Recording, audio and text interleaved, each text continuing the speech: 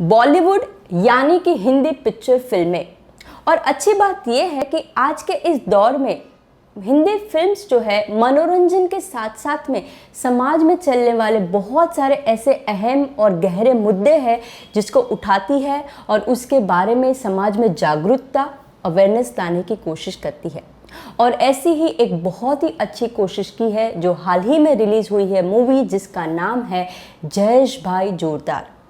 ये मूवी का अहम किरदार निभाया है रणवीर सिंह, बोमन ईरानी, रत्ना पाठक और शालिनी पांडे ने। इस मूवी के अंदर बहुत सारे अहम ऐसे मुद्दे उठाए हैं जैसे कि लैंगिक भेदभाव, अंधविश्वास और लैंगिक पसंदीदा। ये तीनों टॉपिक जो है वो बहुत ही ज़्यादा इम्पॉर्टेंट है आज के इस दौर में।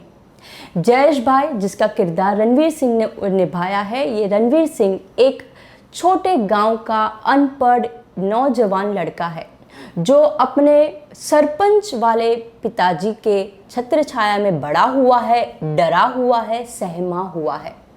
और उसके जीवन के ऊपर उसके पिताजी और आजू बाजू के जो सोसाइटी के जो मर्द है उनका उसकी ज़िंदगी में प्रभाव पड़ा तो है, लेकिन फिर भी ये प्रभाव से वंचित है और उसकी अपनी खुद की एक सोच है।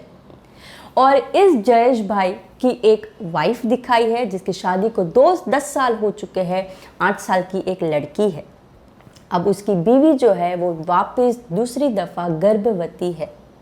अभी इस गर्भावस्था के दौरान उसको क्या लड़का आने वाला है या लड़की आने वाली है, यही टॉपिक पे ये ज़्यादा करके मूवी का प्लेटफॉर्म बना हुआ है। और इस लड़का या लड़की के चक्कर में और क्या लिंग वाला बच्चा आएगा वो जानने के लिए बहुत सारे पिछड़े ज़माने वाले अंधविश्वासी रूप से भी वो लोग कोशिश करते हैं। बकरी बता सकती है कि लड़का होगा या लड़की होगी। पॉकेट्स में बॉल्स रखे हैं, अगर लाल बॉल गिरा तो लड़का होगा, पीला बॉल गिरा तो लड़की होगी। ऐसे कुछ मेथड्स है जिससे लिंग पता चल सकता है। हालांकि ये सब अंधविश्वास है। और इसके बाद में जब उनको सही पता नहीं चलता है तो फिर वो इस्तेमाल करते हैं मेडिकल साइंस का। पिक्चर के दरमियान ऐसा दिखाया है कि बड़े शहर से एक डॉक्टर आने वाले हैं जो टीवी पे देख के बता पाएंगे लड़का है या लड़की। ये टीवी पे क्या है, वो है अल्ट्रासोनोग्राफी, जिसको सादी भाषा में लोग सोनोग्राफी भी कहते हैं। देखिए, अल्ट्रासाउंड जो मेथड है इससे हमें लिंग का पता चल सकता है, लेकिन ये लिंग को लड़का है या लड़की है ये बताना एक कानूनन अपराध है। और इसी के लिए आपके नॉलेज के लिए मैं कह रही हूँ, भारत देश में पार्लियामेंट के द्वारा 20 सितंबर 1994 में एक बिल पास हुआ था जिसको कहते हैं PCPNDT एक्ट, यानी कि pre conception prenatal diagnostic test. और ये अमल में आया था 1996 के दौरान। और इस एक्ट के दौरान आपको नहीं पता चला सकते कि आपके गर्भवती महिला के पेट के अंदर लड़का है या लड़की है। और जो भी डॉक्टर इस बात को रिवील करता है, या तो फिर कोई भी माध्यम से, साइन लैंग्वेज से या तो कोई और लैंग्वेज से अगर बताए तो उसको कानूनन अपराध भी माना गया है। और ये मूवी के दरमियान कहीं ना कहीं इन जो PCPNDT एक्ट का कुछ उल्लंघन हुआ भी है, जहाँ पे उनको एक डॉक्टर बताती है जय श्री कृष्णा का मतलब होता है लड़का होगा और जय माता दी का मतलब है लड़की। और ऐसे गलत तरीके से इस तकनीक का इस्तेमाल करके उन्हें पता चल जाता है कि पेट में आने वाली लड़की है। और जैसे लड़की की बात पता चलती है, वो बात का सिर्फ नॉलेज है जयेश भाई को, बाकी के उसके परिवार के सदस्य और उसकी बीवी को भी नहीं पता है शुरुआत में। और जैसे ही उसकी माताजी ये रिक्वेस्ट करती है कि हम जाएंगे देखेंगे कि जेंडर क्या है, वो जयेश भाई घबरा जाते हैं। उसको नहीं चाहिए कि उसकी आने वाली संतान को उसके परिवार वाले उसको पनौती समझे और उसको जन्म देने के पहले ही उसको भ्रूण हत्या करे। और इसीलिए वो अपने परिवार में से दूर जाने की कोशिश करता है। अनपढ़ है, लेकिन फिर भी आज की तारीख में जो भी लेटेस्ट टेक्नोलॉजी है उसका इस्तेमाल करता है, वॉइस सर्च करता है। और वॉइस सर्च में क्या वो जानने की कोशिश करता है कि भारत देश में ऐसी कौन सी जगह है जहाँ पे औरतें सबसे ज़्यादा सेफ और सुरक्षित है। और पता है आपको उसको कौन सी जगह मिलती है? उसको मिल जाता है हरियाणा का एक गांव जिसका नाम है लाड़ीपुर। अब हरियाणा का गांव क्यों आया? अब ये भी बहुत ही इंटरेस्टिंग सवाल है। अगर आपने मूवी नहीं देखी और अगर आपको इस मूवी के बैकग्राउंड के बारे में नहीं पता तो आपको लगेगा कि वाह बहुत अच्छी बात है, लेकिन वो जब वहाँ के सरपंच बताते हैं कि कुछ सालों पहले, कुछ वर्षों पहले, सदियों पहले उनके पूर्वजों ने सभी गलतियाँ की थी जहाँ पे लड़की की भ्रूण हत्या होती गई और धीरे धीरे वो प्रांत में, वो जगह पे लड़की की संख्या इतनी कम हो चुकी है कि वहाँ पे लड़की है ही नहीं कि वहाँ के नौजवान शादी कर सके और आगे अपना परिवार और अपना वंश बढ़ा सके। जी हाँ, देखिए वंश बढ़ता है लड़का और लड़की के दोनों के मिलन से। वंश ना लड़के से बढ़ता है ना ही लड़की से बनता है। वंश बढ़ेगा तभी ही जब ये दोनों लैंगिक अपना संबंध बनाएंगे और आगे आने वाली पीढ़ी को लेके आएंगे। अगर वंश लड़के से बनता होता था तो हरियाणा के वो गांव में सभी यंग नौजवान पुरुष है, बहुत सारे मस्क्यूलर नौजवान लड़के बताए, वहाँ पे वंश डेफिनेटली बढ़ना चाहिए था। और इसीलिए अपनी वो पूर्वजों की वो गलती को वो क्षमा चाहते हैं और अपने गांव का नाम भी लाड़ोपुर रख देते हैं कि प्लीज़ यहाँ पे औरतें आइए, बसे, हमारे गांव को वापस हरा भरा करें। जब जयेश बार और उसकी पत्नी और उसकी बेटी वहाँ पे जाने की कोशिश करते हैं तो बीच में एक रास्ता में एक गांव पड़ता है जो है राजस्थान में।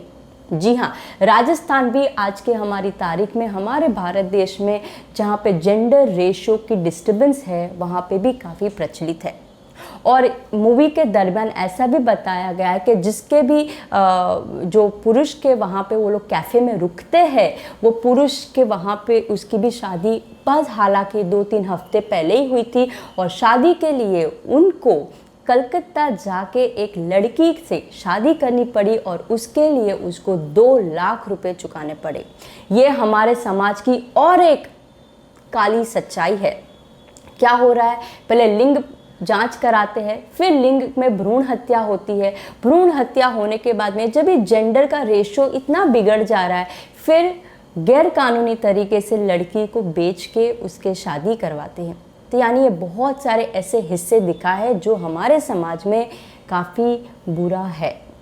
देखिए, इसके पीछे हम सरकार को दोषी नहीं दे सकते क्योंकि सरकार हमारे लिए हर एक ऐसे कायदे लेके आ रही है, हर एक कोशिश कर रही है कि यहाँ पे बेटी को बढ़ाओ, बेटी को बचाओ, उसको पढ़ाओ। लेकिन जब तक लोग इसको नहीं समझेंगे तब तक उस चीज़ का सरकार भी कुछ नहीं कर सकती। और सरकार बेटी बचाओ बेटी पढ़ाओ को आगे भी बढ़ा रही है और इसीलिए राजस्थान के उस गांव में एक खास मेला लगवाया है सरकार ने, जहां पे अगर आप आपकी बेटी के साथ में एक फोटोग्राफ वाला सेल्फी लेते हैं तो आपको इनाम भी मिलेगा। यानी आप समझ सकते हैं कि सरकार कितना प्रयास कर रही है। लेकिन ये प्रयास तब ही सफल होगा जब पीछे रहने वाले लोग इसके बारे में समझेंगे। तो ये पिक्चर फिल्म के दौरान सिर्फ भ्रूण हत्या और फीमेल फिटिसाइड को ही हाईलाइट नहीं किया है, इस मूवी के दरमियान बहुत सारी ऐसी अंधविश्वासों को भी हाईलाइट किया है। जैसे कि बिल्ली रास्ता काट रही है तो ये खराब है, लड़की ने लड़के पे वशीकरण कर दिया है, लड़की को ऐसे भी ताना दिया जाता है कि आप बंजर हो। अब देखिए, बंजर यानी होता है पैदा ना कर सकना। तो पैदा ना कर सकना सिर्फ लड़की का नहीं रोल होता, इसमें लड़के का भी रोल हो सकता है। और मूवी के दरमियान रणवीर सिंह बोलते भी है कि अगर प्रॉब्लम मेरे में आया तो क्या होगा, लेकिन बाकी के पुरुष इस बात को एक्सेप्ट करना नहीं चाहते। देखिए, आप चाहे ना चाहे, एक्सेप्ट करे ना करे, जो सत्य है वो छुपता नहीं है। अगर एक मर्द का स्पर्म काउंट कम है तो हो सकता है वो खुद बंजर हो, यानी बंजर लड़कियां ही नहीं हो सकती, बंजर लड़के भी हो सकते हैं। लेकिन इसी टॉपिक को हाईलाइट किया है ये पूरी मूवी के दरमियान। इस दर मूवी में ये भी दिखाया है कि जो कठोर बोमन ईरानी का जो कैरेक्टर जिन्होंने निभाया है वो कैसे चाहते हैं कि लड़के को एक लड़की से अलग तरीके से रहना चाहिए, लड़का रो नहीं सकता है, लड़के को एक सर्टेन तरीके से ही कार्य करना है, लड़का एक लड़की के ऊपर अपना हाथ उठा सकता है, अपने तरीके से उससे बातचीत कर सकता है। और भी एक बहुत ही नेगेटिव एलिमेंट जो हमारे समाज में है वो भी एक दिखाया है, जहाँ पे छोटी बच्चियाँ जैसे ही जन्म लेती है उनका सांठ गांठ कर देते हैं और बोलते हैं कि इसके वजह से हम फीमेल की सिक्योरिटी बढ़ाते। देखिए, फीमेल की सिक्योरिटी सांठ गांठ से नहीं होती। फीमेल की सिक्योरिटी हमारे समाज के अंदर हर एक लड़का और हर एक लड़की को जितना ज़्यादा सही तरीके की तालीम देंगे, उसको अपब्रिंगिंग करेंगे, उस पर डिपेंड करता है। अब जबकि हम अपब्रिंगिंग की बात करते हैं तो ये भी बहुत अहम हिस्सा है एजुकेशन का। एजुकेशन भी हमारे समाज में होना बहुत ज़्यादा ज़रूरी है, खास करके औरतों के अंदर, क्योंकि अगर एक औरत पढ़ी लिखी रहेगी तो आगे आने वाली जनरेशन भी ऑटोमेटिकली पढ़ी लिखी ही होती है। मूवी के दरमियान ऐसा दिखा है कि गर्भवती है उसकी बीवी और उसके बावजूद जब उनको सरपंच बना दिया गया है, क्यों? क्योंकि सरपंच का वुमेन कोटा का फ़ायदा लेके। और लेकिन वो सरपंच बनी हुई जो मिसेस पांडे जो है उसने पढ़ी लिखी नहीं है, अपना अंगूठा लगा रही है और अंगूठा लगाने के टाइम पे उसका स्टैम्प पैड गिर जाता है। अब एक सोचे, एक 7-8 महीने की गर्भवती महिला को झुक के अगर वो स्टैम्प पैड उठाना पड़े और सामने ससुर देखे कुछ बोले नहीं, यही है लैंगिक भेदभाव।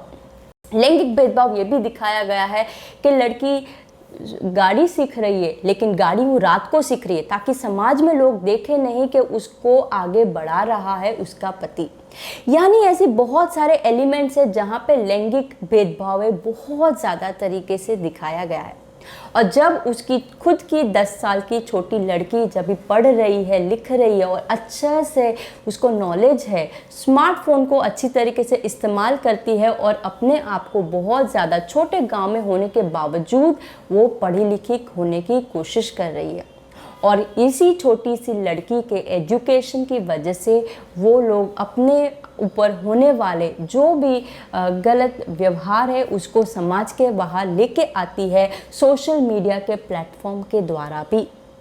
और यही छोटी सी लड़की हरियाणा के उस सरपंच को कांटेक्ट भी करती है और उनकी सहायता लेती है और उनको अपने गांव जो गुजरात में है वहाँ पे बुलाती है और कहती है कि हमारी प्लीज़ आके सहायता कीजिए। और कैसे ये हरियाणा के जो नौजवान लोग हैं वो कैसे वहाँ पे आते हैं और कैसे इन परिवार को एक दूसरे से बचाते हैं और परिवार और गांव के बाकी के मर्दों को कैसे उनकी जो माइंडसेट है, मानसिकता है, उसमें परिवर्तन लाने उसके लिए कह लेते हैं। और कैसे ये ट्रांसफॉर्मेशन होता है इसी के बारे में ये पूरी मूवी है। मूवी काफ़ी इंटरेस्टिंग है, बहुत सारे एलिमेंट्स को सही तरीके से दर्शाने की कोशिश की है और हर बार की तरह हमारे समाज में जो रॉन्ग एलिमेंट्स है उस पे हमें कैसे जागरूकता लानी है, कैसे हम उसका सही तरीके से फ़ायदा लें और कैसे आगे आने वाली पीढ़ी को हम इससे बचाएं, इसके बारे में ये मूवी है। बाय द वे, आपके नॉलेज के लिए मैं ये कहना चाहती हूँ कि एज़ पर UNFPA यानी यूनाइटेड नेशन के हिसाब से हमारे भारत देश में 4.5 करोड़ से भी ज़्यादा लड़कियाँ मिसिंग हैं, गायब है।